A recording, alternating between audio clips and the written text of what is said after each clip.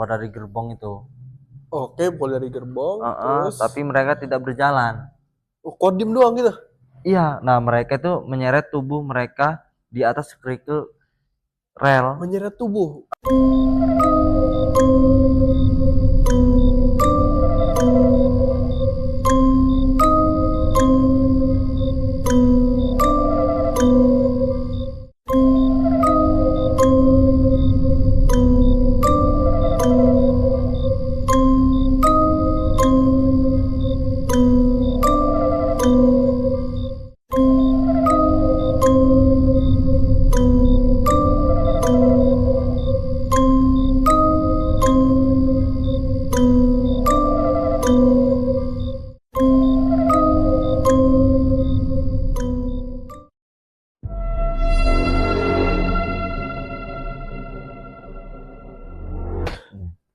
Kalian gue ada cerita horor nih. Apa tuh? Kayaknya ini menarik nih. Itu ini dari narasumbernya langsung. Kayak sinyal di kilometer 13. Oke. Itu tuh pertama itu suara gresek-gresek di rel kereta.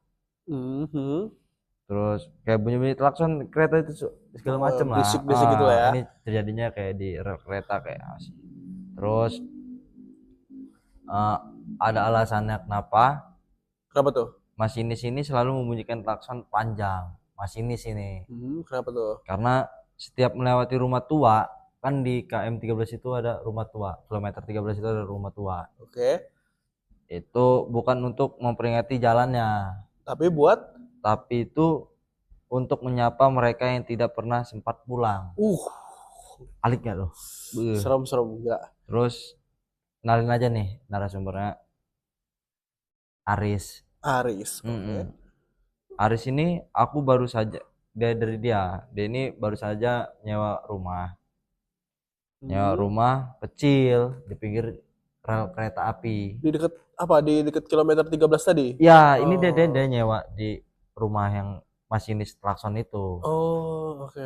Terus itu terlalu ya gimana ya, kalau bangunan kecil apa segala macam kan terlalu murah dong untuk bangunan yang kayak gitu. Apalagi BU lah ya, pengen tinggal tapi duitnya kurang ya, nggak ada pilihan lain dia buat tinggal di situ. Ya, terus juga tetangganya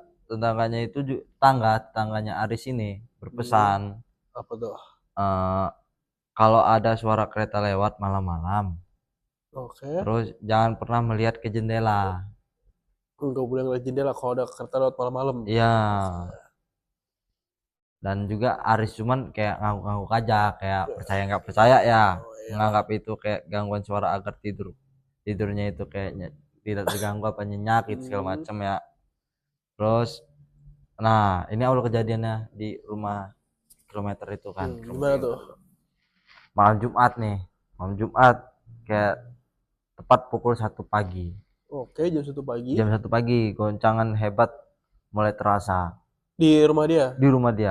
Terus suara gemuruh kereta api yang mendekati guruk gitu bunyinya kan, kayak kereta api lewat kan.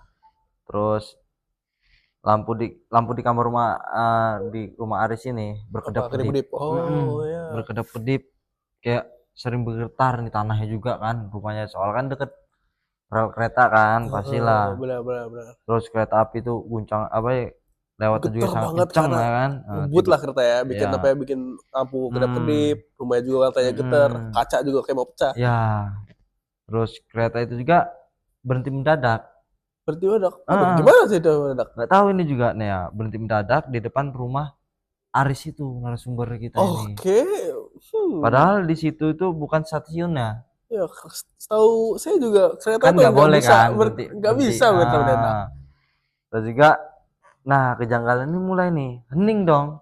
Hening, udara di dalam rumahnya juga mendadak menjadi sangat dingin ya, kayak ada aroma apa gitu kan.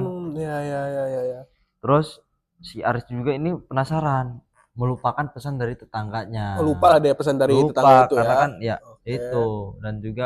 Dan juga Aris ini berjalan ke arah jendela kan, padahal kan tadi kan tetangga yang ngomong kalau ada apa-apa jangan lihat jendela. Tapi Aris ini ya lawan kan, terus menyebabkan apa yang membuka tirai nih sedikit ngecek sedikit saja di luar.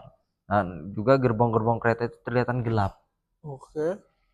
Terus tidak ada lampu di dalam, hanya ada asap tipis yang keluar dari jendela-jendela kereta itu.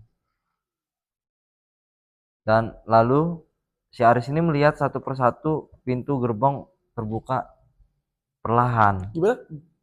Ini pintu-pintu gerbong itu terbuka perlahan. Pas Aris itu ngintip kan dia kan buka ngintip kira itu kan.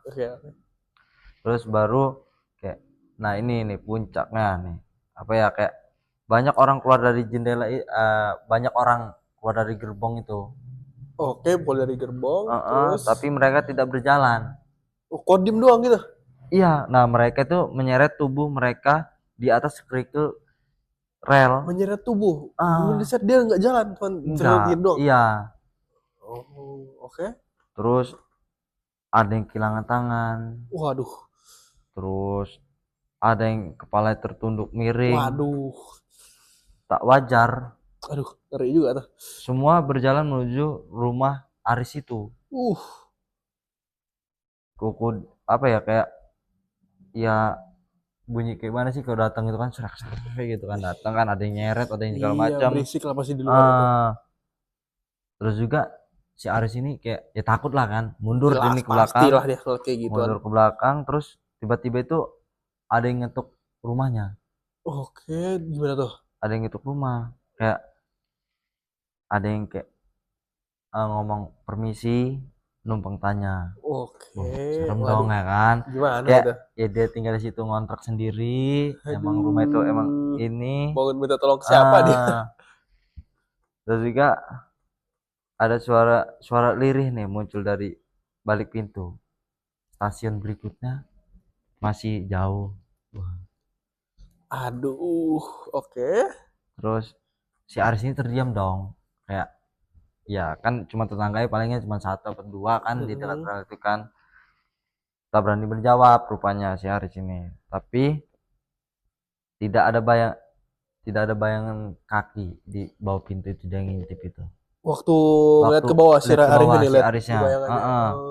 Tidak ada bayangan, hanya genangan cair merah gelap yang mulai merembah masuk ke dalam rumahnya.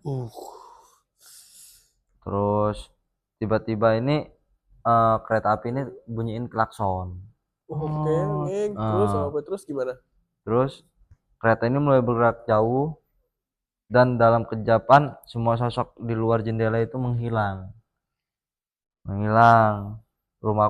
Rumahnya si Aris ini kembali sepi, hanya menyisakan bau anyir, kayak bau darah yang menyengat gitu, bau busuk segala macem sih. Bau gak enak lah ya.